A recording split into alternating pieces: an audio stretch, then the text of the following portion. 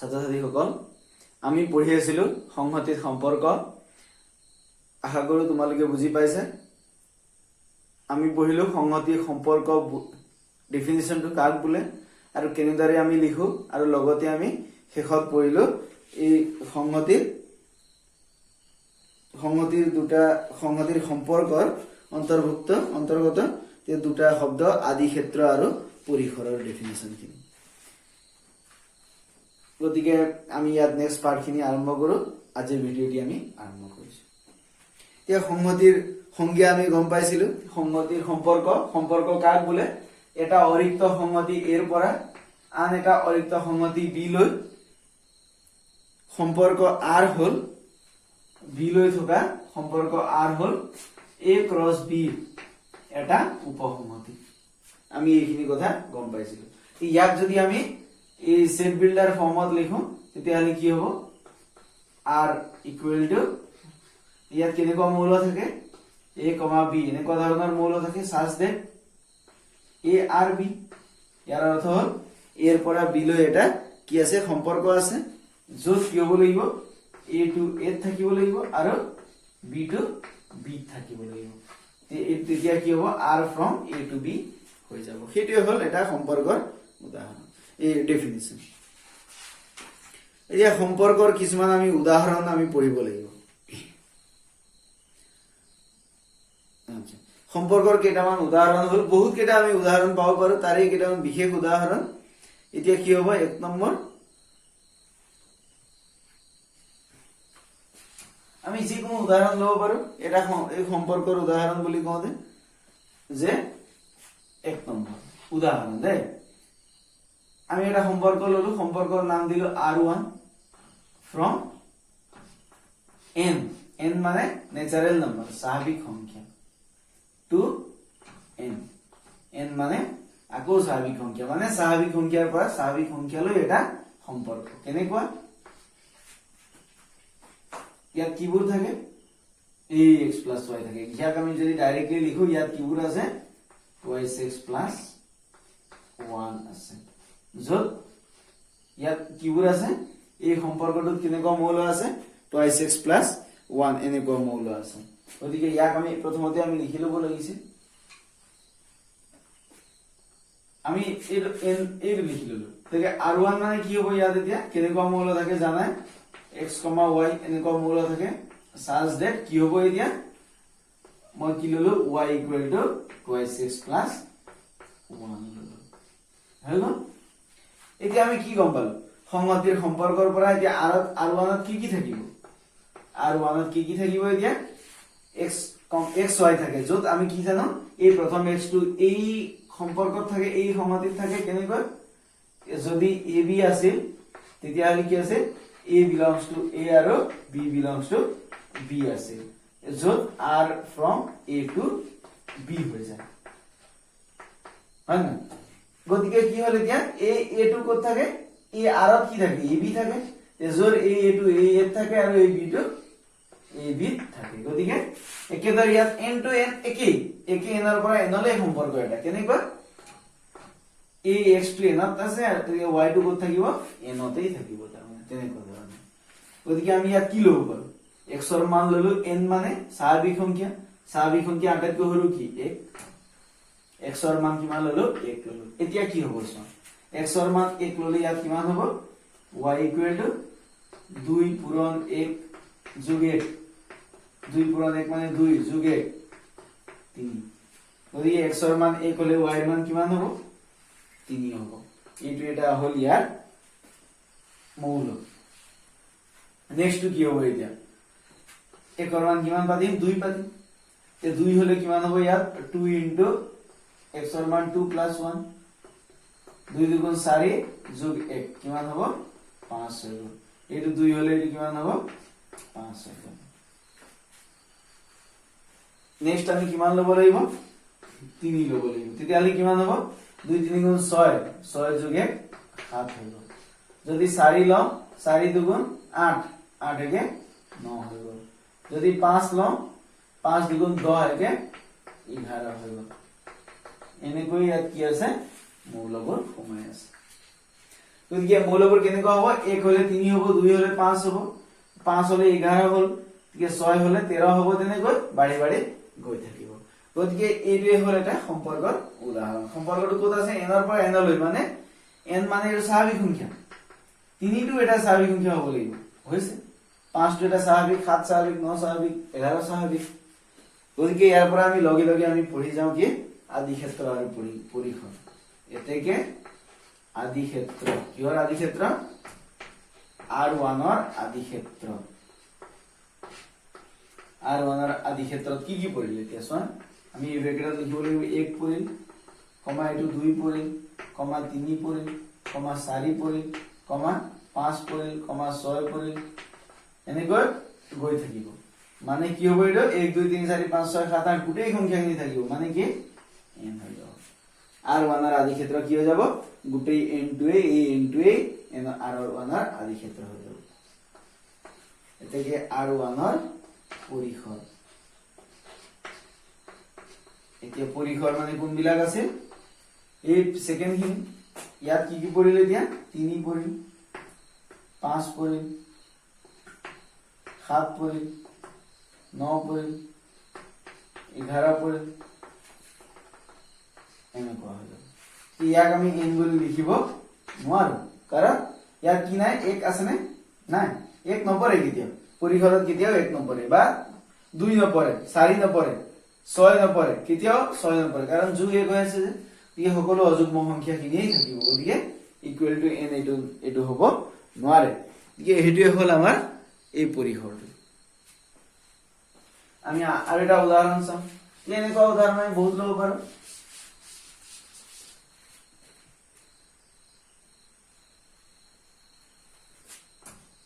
R2 such that এইটো কি ললো I ললো I মানে ইন্টিজাৰ অখণ্ড সংখ্যা মানে ইয়াত মাইনাস খিনিও থাকিব এতিয়া I এৰ পৰা I লেখি লৈছো যত R1 R2 ইকুৱেল টু ইয়াত কি আছে এতিয়া xy থাকিব এটো সদায় যত x is less than কি লৈছো y লৈছো x is less than y লৈছো গতিকে R2 কি পৰিব এতিয়া আমি কি ললো এই I লব লাগিব x ৰ জায়গাত কি লব লাগিব I লব লাগিব যিকোনো এটা x মানে I থকা x 0 হ'ব অখণ্ড সংখ্যা গতিকে 0 ললে নেক্সট কি লব পাৰো ডাঙৰ লব লাগিব শূন্যতকৈ ডাঙৰ মানে 1 ললো বা 2 লব পাৰো 0 1 হ'ব পাৰে 0 2 লব পাৰো 0 3 থাকিব পাৰে ইয়াত এটো কাৰণ 0 টো সৰু 0 4 থাকিব পাৰে এনেকৈ 0 5 থাকিব পাৰে এইখিনি বহুত কি থাকিব পাৰে কিন্তু কি থাকিব নোৱাৰে 0 1 থাকিব নোৱাৰে আমি যদি নেক্সটত 1 লওঁ তেতিয়াহলে কি হ'ব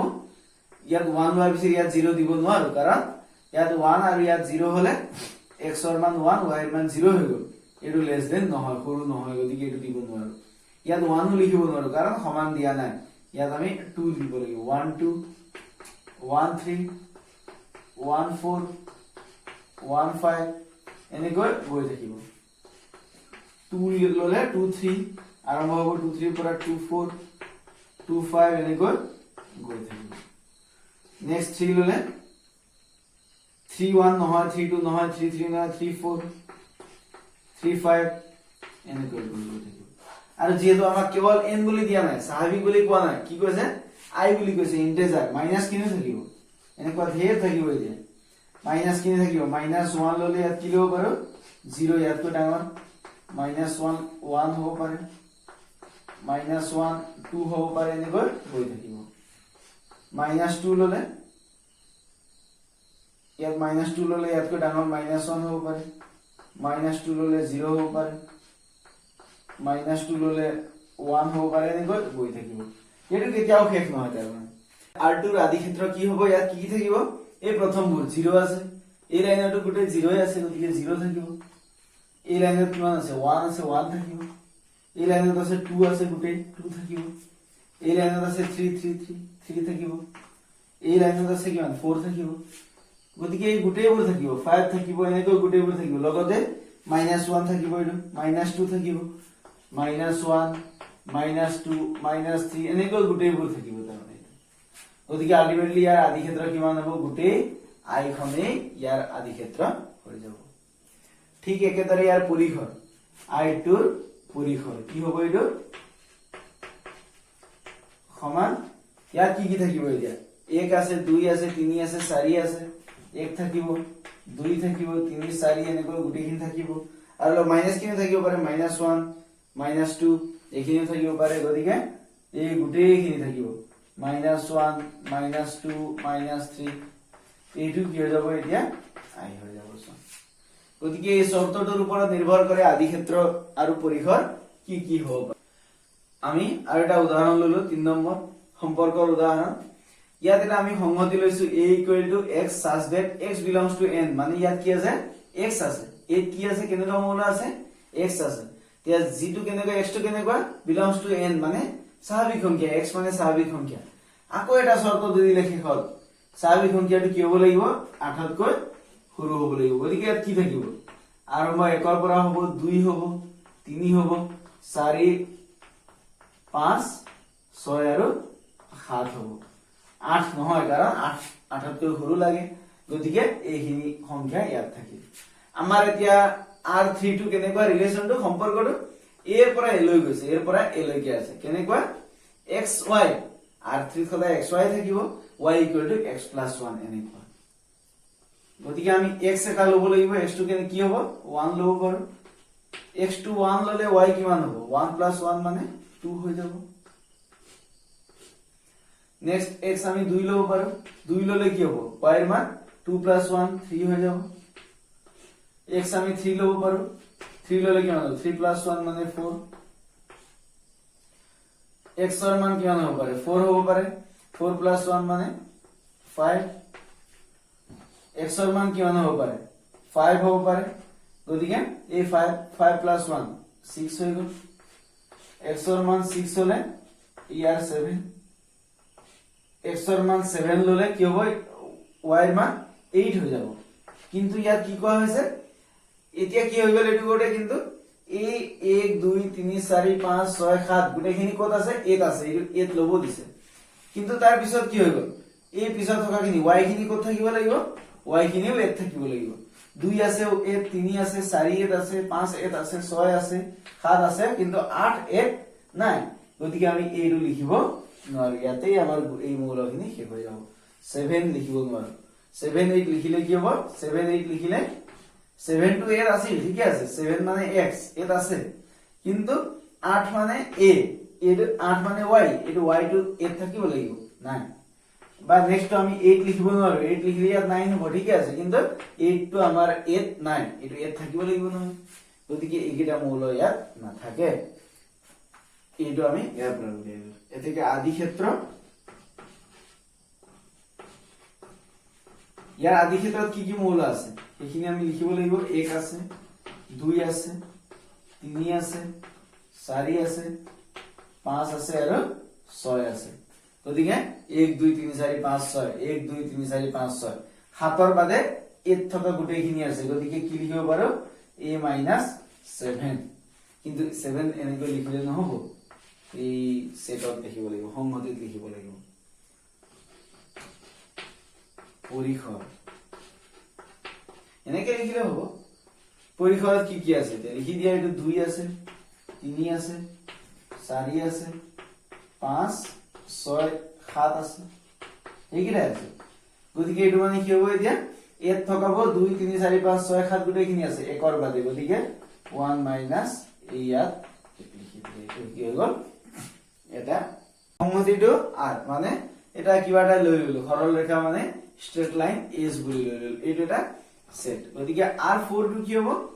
সাজ ডেট এটো কেনেকুৱা থাকিব ইয়াত এতিয়া সৰল ৰেখা থাকিব সৰল ৰেখা মানে line l l, l1, l2 বুলি লিখিব সাজ ডেট কি হ'ব তে গুটেইবোৰ ক'ত আছে এছত আছে লাইনবোৰ ধৰা হল এছত আছে এই আকৌ আমি কি লৈছো l1 parallel to l2 এনেকুৱা ইয়াত কিবোৰ থাকিব ইয়াত এতিয়া l1 আৰু l2 সমান্তৰাল হলেহে এইবোৰ ক'ত থাকিব ইয়াত থাকিব এতিয়া এখন সমতলত থকা ইয়াত এতিয়া এখন সমতলত আমি কেইটামান সৰল ৰেখা ললো এনেকৈ ইয়াৰ নাম ললো L1, ইয়াৰ নাম ললো L2, ইয়াৰ নাম ললো L3, L4, L5। এই পাঁচটা সৰলৰেখা ক'ত আছে ধৰি ললো S ত আছে। কি ইয়াৰ এতিয়া L1 আৰু L2 থাকিব, কেতিয়া L1 পেৰেলেল টু L2 হ'ব লাগিব। আছে নে? L1 আৰু L2 সমান্তৰাল হয় নে? সমান্তৰাল নহয়, গতিকে এইটো ইয়াত L1, L2 নাথাকে। এতিয়া নেক্সট চালো L1, L3 হ'ব পাৰে নে? L1 L3 ৰ লগতো সমান্তৰাল নহয়, L1 L4 ৰ লগতো নহয়, L5 ৰ লগতো নহয়, গতিকে L1 ইয়াত আহিবই নোৱাৰে। L2 পাৰে নে নাই? এতিয়া L2 L3 ৰ লগত সমান্তৰাল, গতিকে L2 L3 আমাৰ ইয়াত আহিব পাৰে। L2 বেলেগ কাৰোবাৰ লগত আহিব নেকি? L4 ৰ লগত নাহে, L5 ৰ লগতো নাহে। এতিয়া চালো আমি L3 লৈ গলো, L3 L2 ৰ লগত সমান্তৰাল ইয়াত লিখিছো, L4 আহিল। L4 কি হৈছে? L5 ৰ লগত সমান্তৰাল,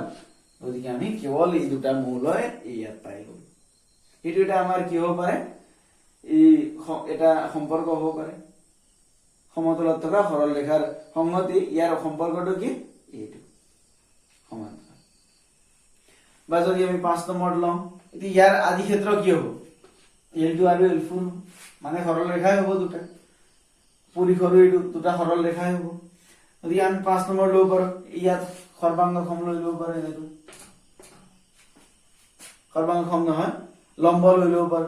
যদি এই লম্ব আছে তেতিয়া ল'ব পাৰো, ইয়াত কি কাৰ ওপৰত লম্ব আছে? L3 ৰ ওপৰত কোনটো লম্ব আছে? L1 লম্ব আছে। গতিকে আমি যদি লম্ব লওঁ L5, তে লম্ব ললে ইয়াত কি থাকিব? এতিয়া L3 ৰ লগত L1 লম্ব আছে, লৈ ললো। L2 ৰ লগতো L1 লম্ব আছে, লৈ ললো। কিমান? ইয়াৰ লগত এইটো লম্ব, ইয়াৰ লগতো এইটো লম্ব, গতিকে সেইবোৰে তাৰমানে এটা এটা সম্পৰ্কৰ উদাহৰণ হ'ব পাৰে। তোমালোকে আদি ক্ষেত্ৰ আৰু পৰিসৰ কেনেকৈ উলিওৱা হয় সেই তাৰ বিষয়ে শিকিলা। এতিয়া আমি আদি ক্ষেত্ৰ কাক বোলে বুলি কওঁতে কি লিখিম সেই কথাটো জানিব লাগিব।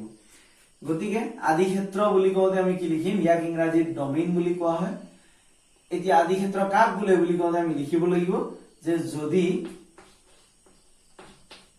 R from A to B এটা সম্পৰ্ক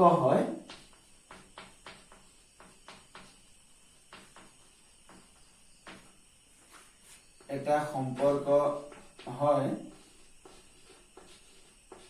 তেন্তে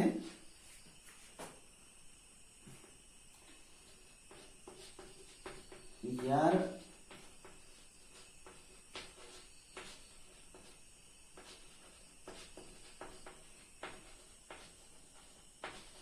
ক্ৰমিক যুগলৰ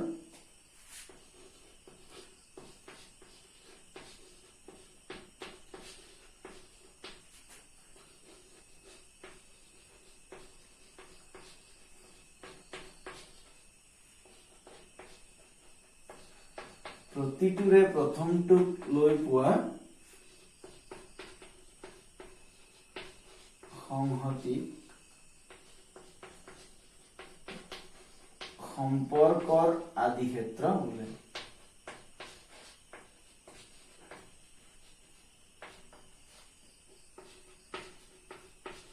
হৈছে ইয়াত কি লিখা হ'ল? আদি ক্ষেত্ৰ কাক বোলে? যদি R from A to B এটা সম্পৰ্ক হয়, এটা সম্পৰ্ক থাকিবই লাগিব আদি ক্ষেত্ৰ হ'বৰ কাৰণে, এটা সম্পৰ্ক হয়, তেন্তে ইয়াৰ ক্ৰমিক যুগল মানে ব্ৰেকেটত যিবোৰ লিখা হয় এইটো ক্ৰমিক যুগল। প্ৰতিটোৰে প্ৰথমটোক লৈ, এই প্ৰথমটোক লৈ পোৱা সংহতিটোকে সম্পৰ্কৰ আদি ক্ষেত্ৰ বুলি কোৱা হয়। প্ৰতিটোৰে আকৌ এই প্ৰতিটোৰে আমি লওঁ, অলৰেডি আমি ললোৱে, গতিকে প্ৰতিটোৰে ল'ব লাগিব, কোনোবা এটা এৰি দিলে নহ'ব। প্ৰথমটোক লৈ পোৱা সংহতিটোকে সম্পৰ্কৰ আদি ক্ষেত্ৰ বুলি কোৱা হয়। সেইটোৱে কথা, ডেফিনেশ্যনটো আমি মনত ৰাখিব লাগিব। আৰু এইটো ইয়াত যিহেতু ডমেইন বুলি কোৱা যায়, গতিকে ইয়াক এই ডি ৰে প্ৰকাশ কৰা যায়। কিহৰ ডি? ব্ৰেকেটত R থাকিব, তাৰ মানে ডমেইন অফ R, আৰৰ আদি ক্ষেত্ৰ। সম্পৰ্ক এটা থাকিলেহে তাৰ আদি ক্ষেত্ৰ থাকিব, গতিকে আৰৰ আদি ক্ষেত্ৰ ডমেইন অফ R, এইটো থাকিব এনেকৈ ব্ৰেকেটত থাকিব। গতিকে ডমেইন অফ R আমি এনেকৈ ব্ৰেকেটত লিখি দিব পাৰো। ইয়াত কি থাকিব? সদায় x বোৰ থাকিব, such that xy ক'ত থাকে? belongs to R হয়। আমি এইটো গাণিতিকভাৱে লিখি দিব লাগিব যে ডমেইন অফ R কোনবোৰ থাকে? x বোৰ থাকে। কেতিয়া? যেতিয়া xy belongs to কি হয়? R হয়। আৰু এটা কথা, সদায় এইটো কি হ'ব? এটা domain of R is a subset of or equal to A. এর এটা কি হবো সদায় এটা সাবসেট হবো উপসংহতি হবো সদায় ডোমেইন অফ R ত থকা মৌলবোৰ ক'ত থাকিব এ থাকিবই লাগিব ইয়াৰ বাহিৰত থকা মৌলটো আমি লিখিব নোৱাৰোৱে গতিকে এইটো কথাই আমি জানিব লাগিব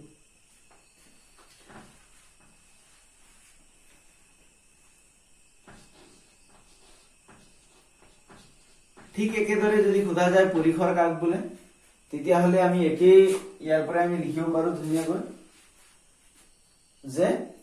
এইটোক আমি ৰেঞ্জ বুলি কওঁ পৰিখৰটোক আমি ইংৰাজীত ৰেঞ্জ বুলি কওঁ পৰিখৰ